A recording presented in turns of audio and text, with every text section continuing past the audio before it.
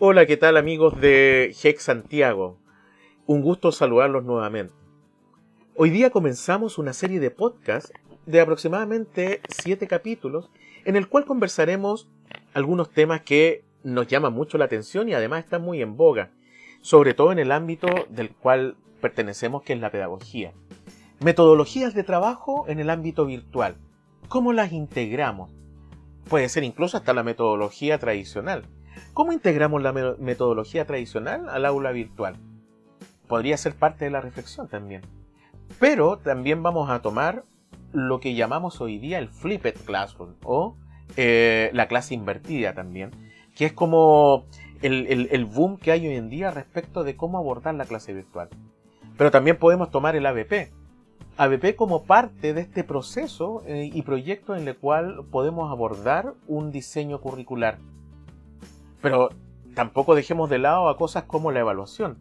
¿Cómo evaluamos estos procesos? ¿Cómo retroalimentamos estos procesos? También va a ser parte de nuestra conversación.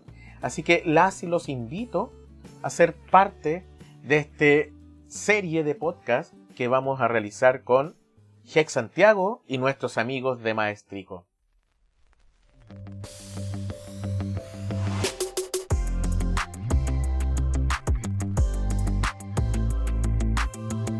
Podcast Hex Santiago.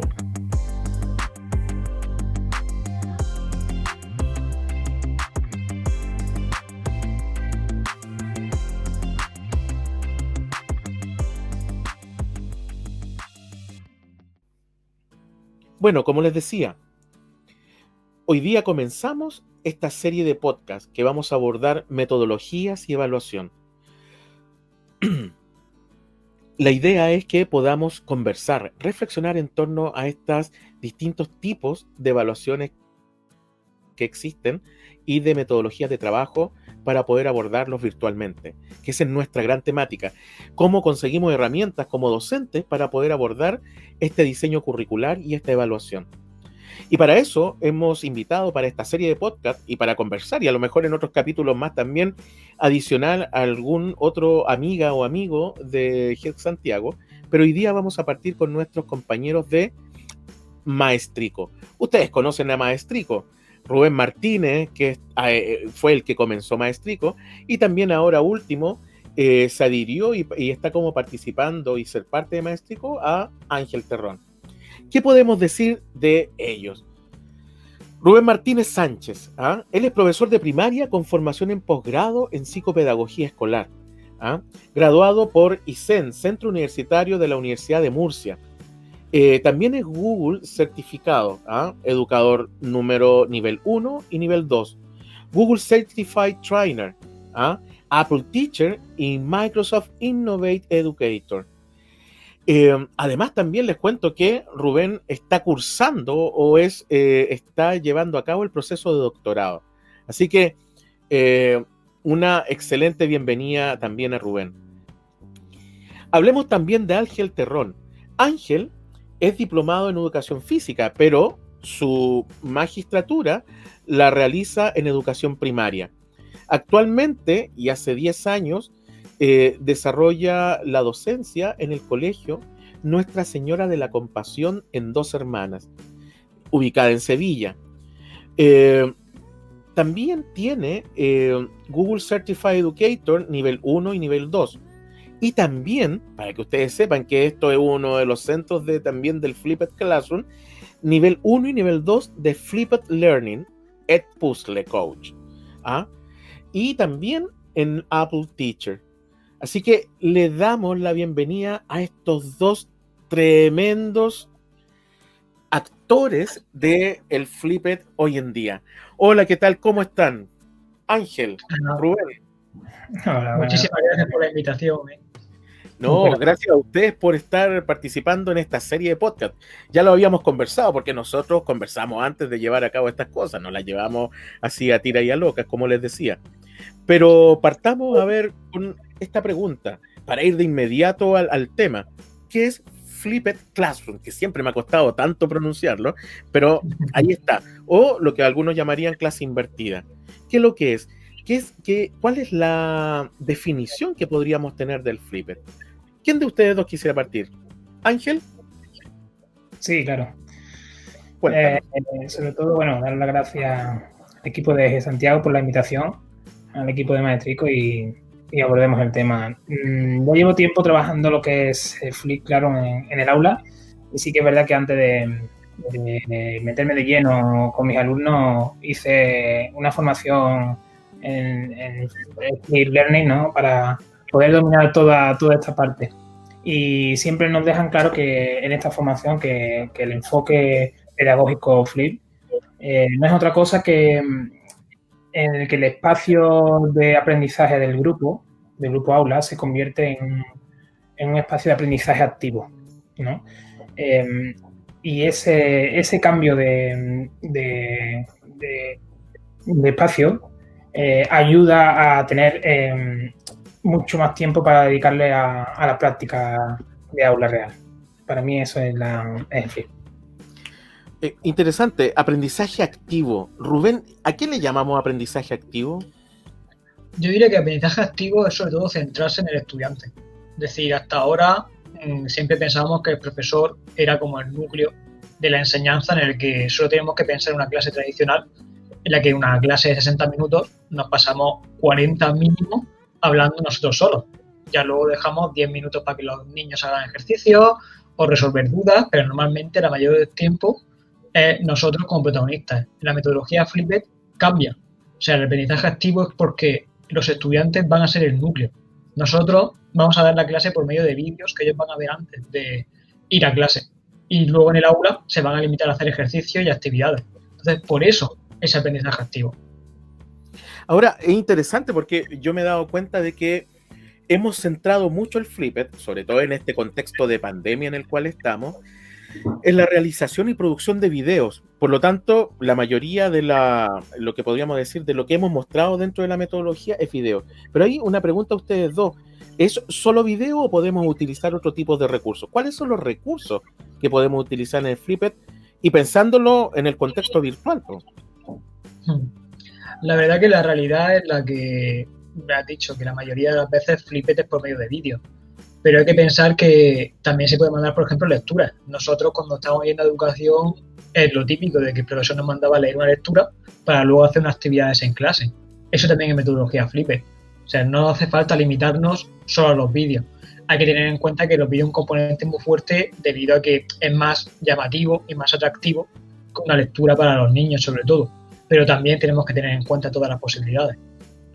Y a ti, Ángel, bueno, compartes aquello y lo otro, aparte de compartirlo, tú también sientes que esta metodología, que hoy en día se ha acentuado, viene de hace un tiempo a la fecha sin haberse llamado Flipit.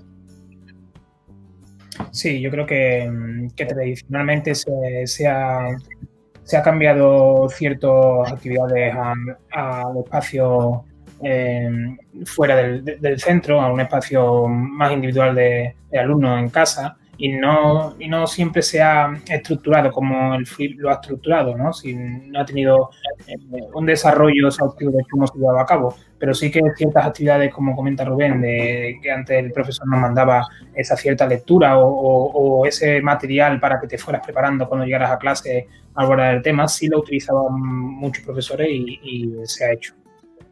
Ahora, hay algo súper interesante que me gustaría, porque dentro de las lecturas que he estado realizando, me he encontrado de que el Flipit, en contexto presencial, no en contexto de pandemia y solo virtual y remoto, una de las cosas que generaba era, y unos decían, este es el gran problema de Flipit, que es mucho trabajo adicional para el docente. ¿Eso es así o es solamente un fantasma de este agobio, o realmente hay que hacer más trabajo para dedicarse a esto? Yo diría que, a ver, sí y no. Sí, en el aspecto de que, como cualquier metodología, cuando la estás aplicando en un principio, necesitas un trabajo previo. Si hay que preparar el material, hay que preparar las actividades, hay que preparar cómo evaluar esas actividades, entonces te requiere un trabajo previo. Pero luego pasa como todo, una vez que te has adaptado, es una metodología que incluso nos permite ahorrar tiempo, porque estamos pensando que el tiempo que dedicábamos a dar la clase ya no tenemos que invertirlo. Es decir, nosotros vamos a invertir en las necesidades de cada crío cuando lleguemos al momento de hacer las actividades en el aula. pero hasta entonces verdaderamente no requiere tanto tiempo como pensamos. Al principio sí, pero como cualquier cosa. Y tú, Ángel, que estás metido ya con los más pequeños, ¿tú desde qué curso más o menos haces clases? Pues este año estoy en quinto de primaria, tienen 10 años. 10 años ya. Con los más pequeños hay que preparar más material. Coincides con Rubén que no es tanto el trabajo, sino que es el mismo diseño que hay que hacer con cualquier otra metodología.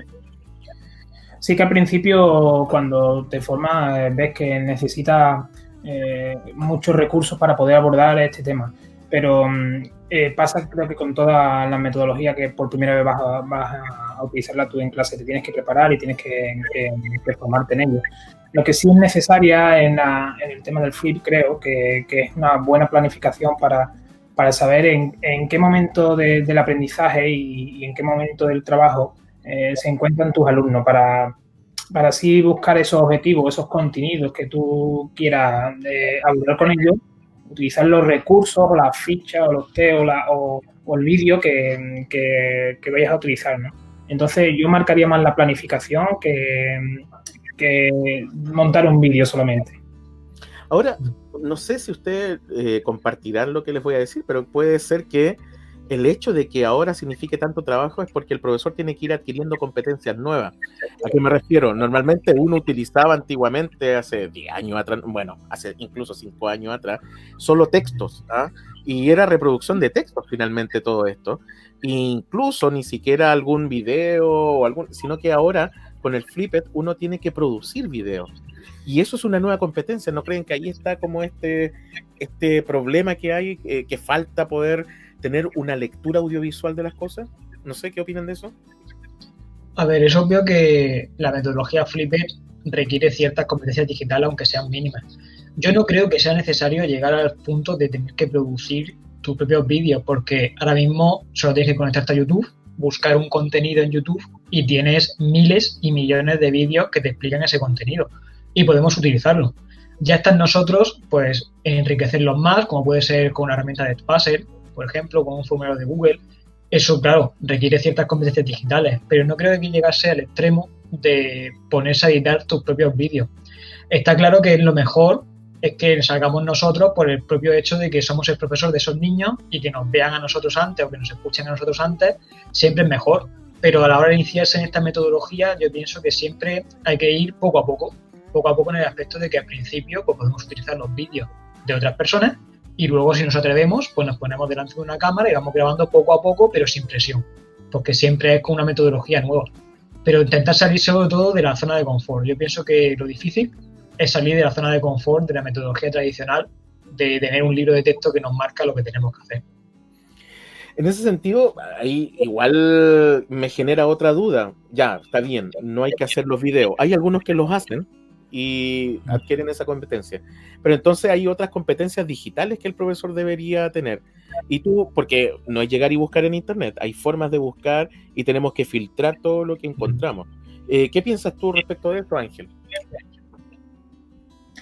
Sí, hoy día pues tenemos la suerte, ¿no? de tener la tecnología a favor de todo esto, ¿no?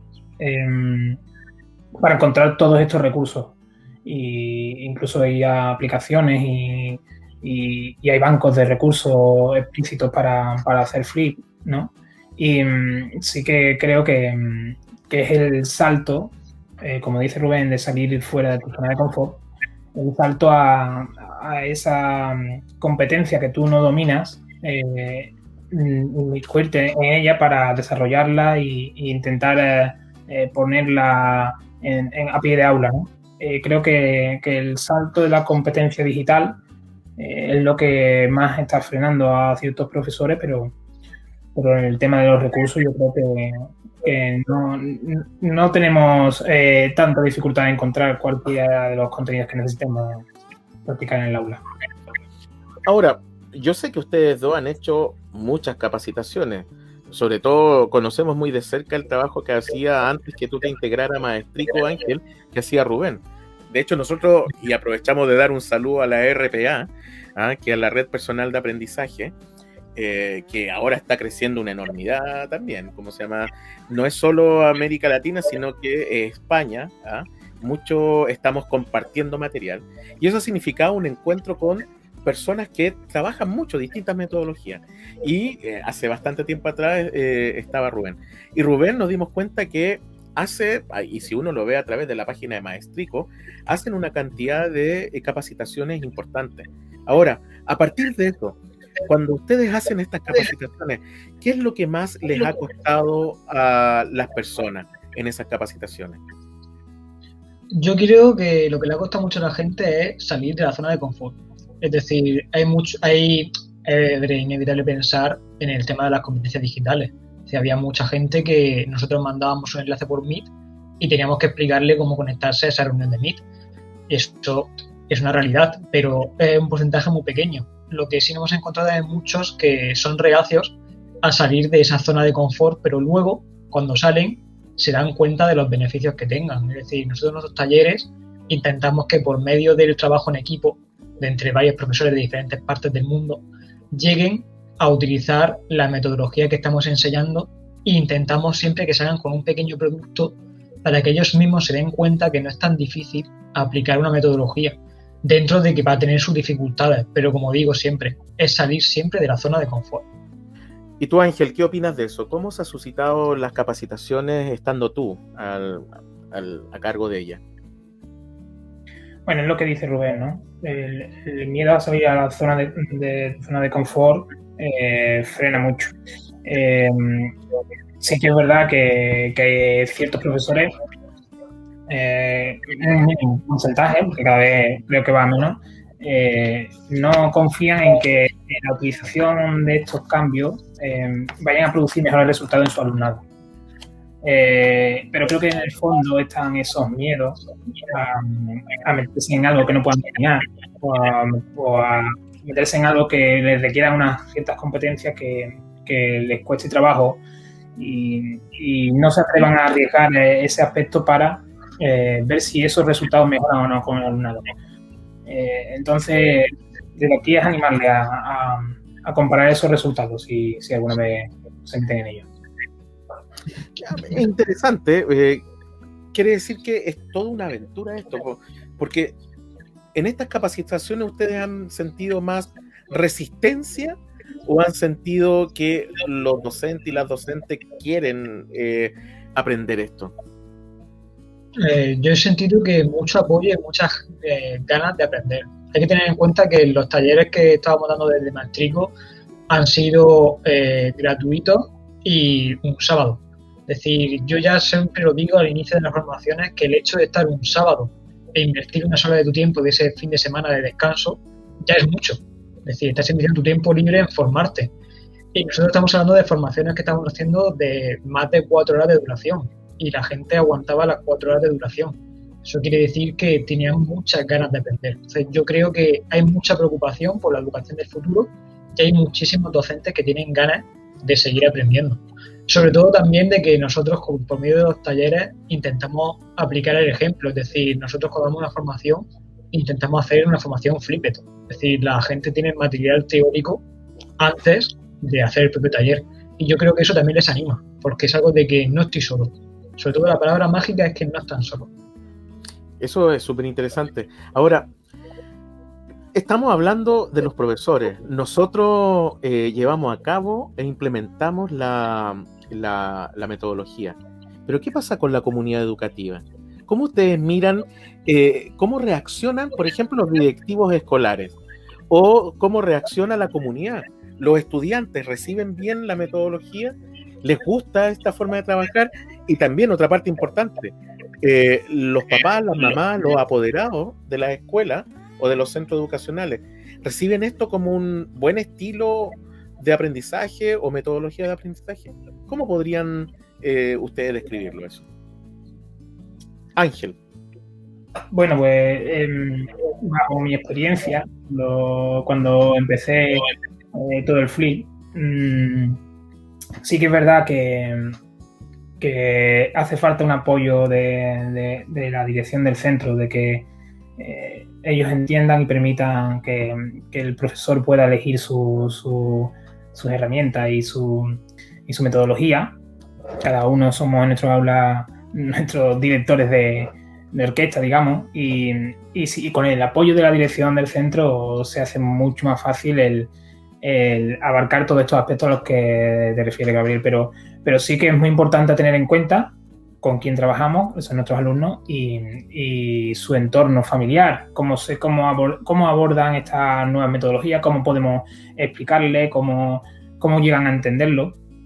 Es fundamental que hagamos partícipe a la familia de esta metodología para que ellos entiendan cómo se va a hacer, qué le va a beneficiar a sus hijos en este aspecto, y aún así puede que te encuentres alguna reticencia en entender y en ver que puede ser positivo todo esto. Solamente mi consejo es que sean firmes en el planteamiento si están convencidos de que es bueno para sus alumnos, y que tanto a la dirección como a la familia demuestren solamente con los resultados de las competencias que van a desarrollar sus alumnos y de cómo llegan a trabajar y cómo se ve ese aprendizaje activo, lo vean las familias el resultado. No es una demostración corta, sino a largo plazo, cuando van a ir viendo que sus alumnos tienen mucha más competencia. ¿Y tú, Rubén, qué opinas de lo que acaba de decir Ángel? Porque tú lo ves desde el punto de vista de la academia, porque en este momento no está haciendo clases. Sin embargo, Ángel ha tenido estas problemáticas. ¿Por qué te lo pregunto? Porque uno de los retos que hay en la capacitación que ustedes realizan es cómo tú lo informas a la comunidad. ¿Ah? ¿Qué opinas de eso? ¿Hay un feedback positivo de ellos o no? Sí, yo pienso que sí, hay un feedback positivo, sobre todo por el mero hecho de intentar unir universidad con escuela, que yo creo que es muy necesario, porque siempre en la universidad muchas veces pecamos de quedarnos en el punto teórico y no acercarnos a la realidad de la escuela. Yo pienso que con este tipo de formaciones es algo que es beneficio mutuo, es decir, yo intento transmitir esa teoría, esa forma de aplicarlo, de cómo yo lo haría, y los docentes lo aplican y luego me transmiten sus resultados. Entonces es una relación continua y pienso que esto es muy beneficioso para toda la comunidad educativa realmente. En el aspecto de aplicar la metodología Flipped, yo opino igual que Ángel. Hay gente que es más reticente, pero yo soy de los que piensan que tiene que haber más locos por la educación, es decir, más locos de los que se atrevan a equivocarse, porque hay mucho miedo a ver si me equivoco, voy a conseguir peores resultados que la metodología tradicional, pero hay que atreverse. Es decir, la innovación es eso, es ensayar y equivocarse, y de ahí aprender. Y eso también lo enfocamos desde la academia. Es interesante, pero yo creo que una de las cosas que nosotros los profesores deberíamos tener es la capacidad de innovar y transgredir constantemente. Porque yo creo que el aprendizaje, eso, muchos hablan de enseñanza. Yo creo que es bonita la enseñanza, todo lo que quieran, pero la enseñanza es quedarnos en que nosotros manejamos la educación y no es parte de una integración completa. Porque ¿quién hace el aprendizaje? No sé si ustedes opinan lo mismo, pero ¿quién hace el aprendizaje? ¿El profesor o el estudiante? ¿O mutuamente? Ese es un gran cuestionamiento, porque hoy en día uno ve que cuesta que nosotros salgamos de eso.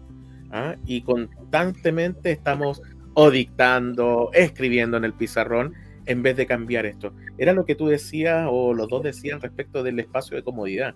Nos cuesta salir de ello. Oye, súper interesante eso. No sé, iba a decir algo, Rubén.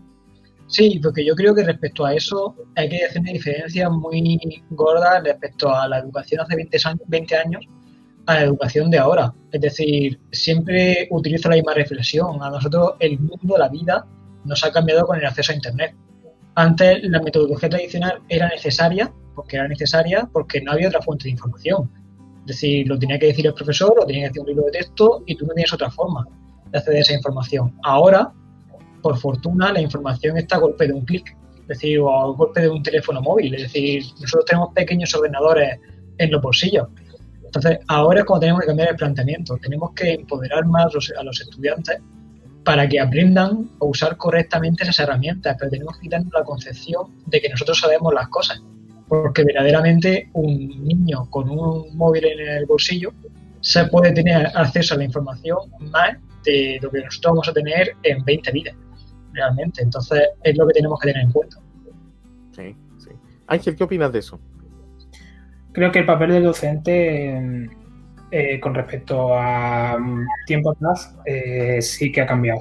Y nosotros antes teníamos la obligación de ser la fuente de sabiduría, y creo que hoy día debemos de ser unos guías, ¿no?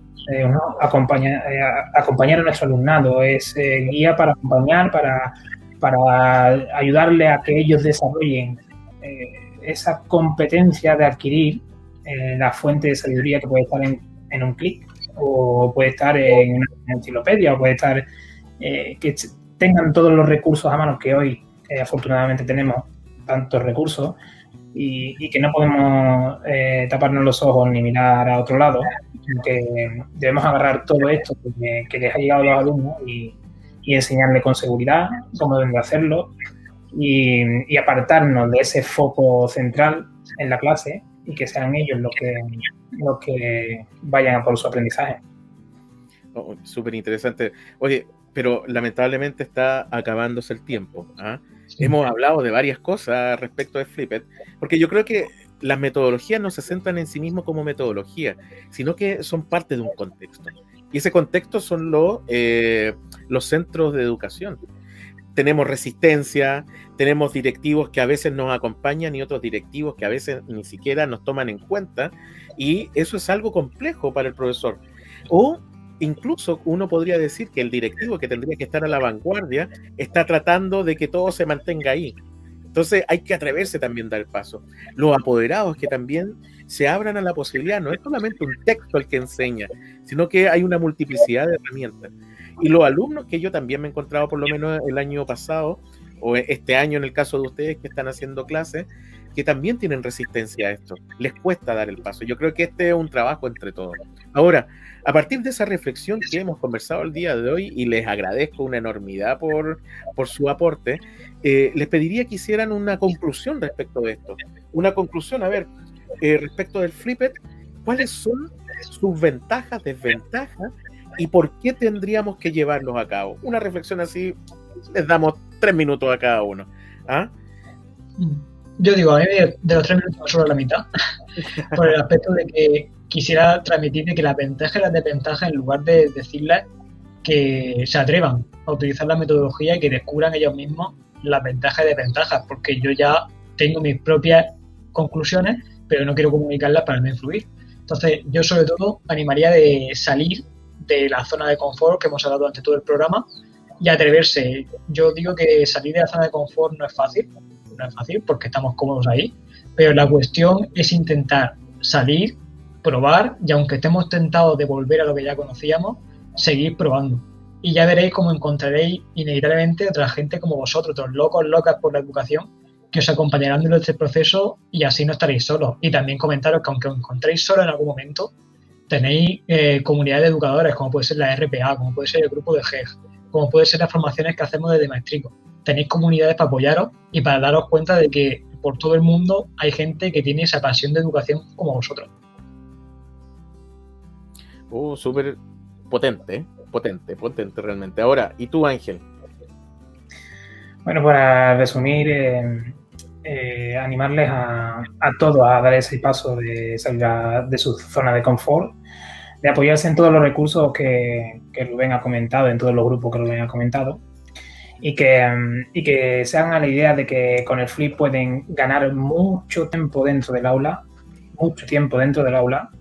en el que antes nos quedábamos cortos y siempre íbamos forzados de tiempo para poder corregir para las actividades que habían mandado. Entonces ganan mucho tiempo de aula para hacer mucho más protagonista al alumno de un aprendizaje activo, donde puede ayudarle a recordar, a comprender, a analizar, a todo lo que la taxonomía del alumno nos permite, ¿no? Así que les animo y que aquí estamos para apoyarles. Excelente, muchas gracias. Realmente, no sé, ¿quieren decir algo más respecto de esto o creen que estamos listos con este capítulo de hoy? Porque ustedes también son especialistas. Yo creo que ya estamos listos, que sepan eso, que no están solos y pueden dejar cualquier cosa en el cajón de comentarios que tendréis por ahí. Y también es fácil contactarnos, es decir, tenéis nuestras redes sociales y es muy fácil contactarnos. Así que nada, animaros y ya nos vemos en otro programa. Sí, a ver, en ese sentido, Ángel, ¿podrías darnos los datos de Maestrico para que puedan conectarse? Sí, claro, en www.maestrico.com ahí tienen todo lo que nosotros planteamos, todos los cursos abiertos y gratuitos que tenemos. Y bueno, dejarles con las ganas de seguir escuchando este podcast, porque abordaremos temas en siguientes capítulos un poco más profundos y iremos hablando paso a paso de cómo iniciarse y hasta dónde me puede servir o los distintos aspectos que podemos ampliar dependiendo de los alumnos que nos encontremos, ¿no? Entonces les animo a estar atentos a estos podcasts que vamos a realizar. Muchas gracias, realmente. Miren, ustedes ya no son invitados, son parte de la casa, ¿ya? Y son parte de este comentario que vamos a realizar. Realmente les agradezco su participación y los aportes que ustedes están haciendo, porque es difícil encontrar hoy en día esta capacidad de poder entregar. Yo creo que los docentes somos esto, ¿ah? Yo creo que uno cuando estudió pedagogía la estudió porque quería compartir el conocimiento, no quedarse encerrado en aquello. Y cuando uno comparte, genera esto, genera comunidad y genera colaboración. Así que muchas gracias nuevamente a ustedes dos, grandes expositores también, y los invitamos para el próximo capítulo. El próximo capítulo en el cual veremos y abordaremos el tema del ABP, aprendizaje basado en proyectos, perdón. Y ahí donde podremos interactuar y podemos conversar de nuevo con Rubén y con Ángel para poder ver qué es lo que es el ABP, cómo influye en el aprendizaje de nuestros estudiantes y si también hay resistencia o no. Y si estas resistencias tienen que ver no con el hecho de no querer hacerlo, sino que a lo mejor de que tenemos que adquirir nuevas competencias. Muchas veces pasa eso. No es que no querramos hacerlo y muchas veces tampoco nos comprenden a los profesores en ese sentido. A lo mejor nuestra gran problemática no es querer hacerlo, sino que a veces tenemos miedos de poder enfrentar esos nuevos desafíos y por eso que necesitamos directivos que nos acompañen, directivos que sean parte de nuestros procesos y que ustedes también, los apoderados, sean parte de este proceso y nos acompañen para poder generar una educación que realmente genere aprendizaje. Porque lo fundamental en esto es que el estudiante sea capaz de tener aprendizaje. Y aprendizaje no solamente en los contenidos, sino que también en las habilidades. Hoy en día los contenidos pasan a segundo plano. Las habilidades son las que van vehiculizando este aprendizaje. Yo puedo tener 10.000 páginas web en donde tengo un conocimiento hasta mejor que el que entrega cualquier universidad y estoy en 9º grado. Pero si no tengo la capacidad de poder analizarlo, poder evaluarlo, que son ya categorías altas en la taxonomía, no voy a ser capaz de poder entenderlo y asimilarlo como aprendizaje. Así que eso fue una pequeña reflexión antes de terminar el capítulo de hoy. Así que los invito al próximo capítulo, que será, ojalá, en una semana más. Esperemos que internet esté muy bien y que podamos de nuevo estar con nuestros queridos amigos Rubén y Ángel. Así que un saludo de HEC Santiago y que estén excelentes. Muchas gracias. Adiós.